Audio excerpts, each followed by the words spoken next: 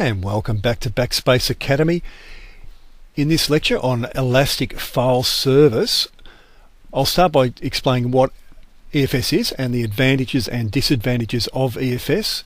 And then I'll talk about mount targets and how we use those to communicate from our subnets through to the Elastic file system.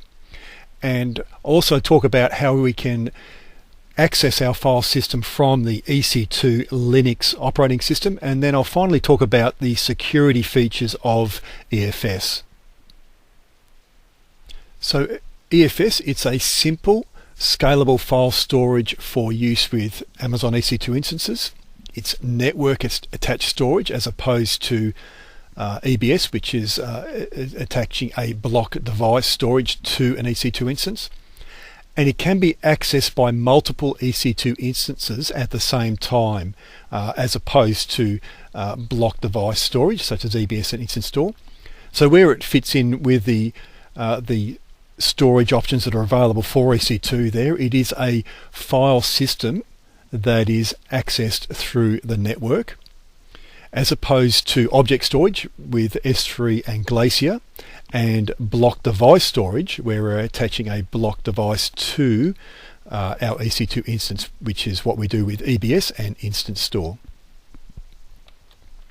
So the advantage of EFS is it's a fully managed service.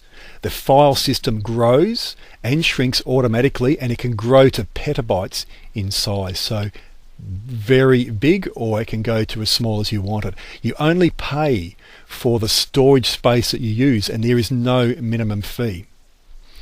The throughput, it scales automatically depending on demand. So it scales to ensure you have consistent low latency, and it can support thousands of connections.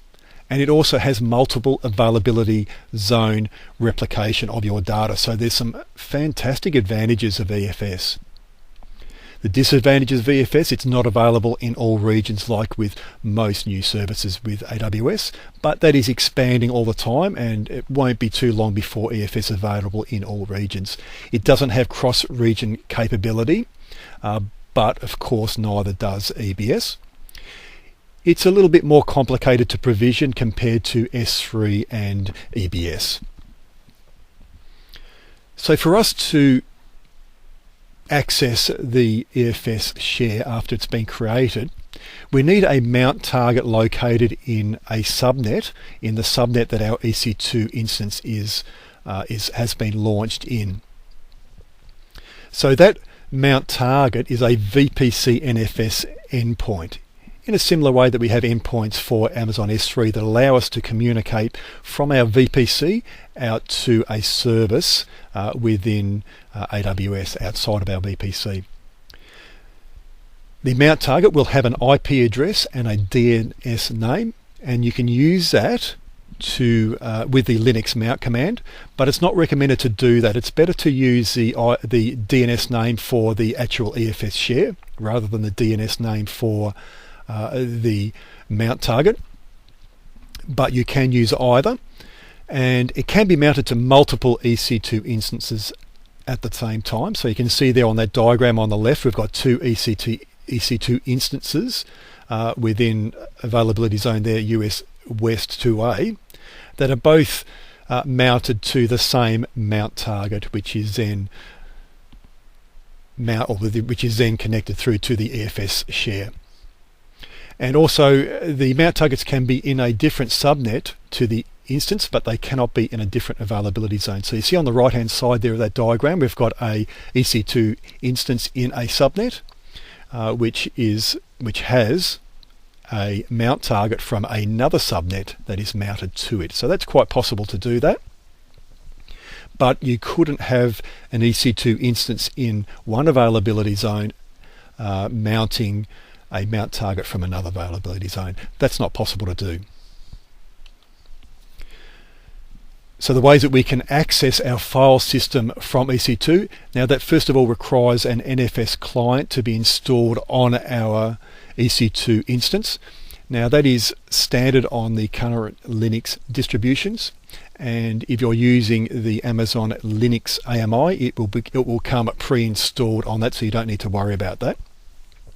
You mount the file system using a Linux mount command, similar to what you would do with EBS or Instant Store, but you use the domain name for the EFS share. And the file system DNS name or the mount point DNS name can be used to mount the EFS share on EC2, but it is recommended to use a file system DNS name, and it's much easier to do that. There are a number of security features of EFS that you can use. Obviously, we have IAM permissions to create, update and delete, which we can set up on a user or group basis. We also have EC2 security groups that can be set as inbound rules for EFS, and also vice versa. We can have security group rules for EFS as inbound for EC2 as well.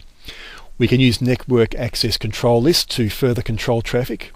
And we also have Linux Unix file root only permissions by default, and we change those file permissions using chown or chmod commands within Linux, as we would do with any other Linux file server. So that's it for now. The best way to learn about EFS is to get your hands on and use it, which is what we'll do in the next lecture.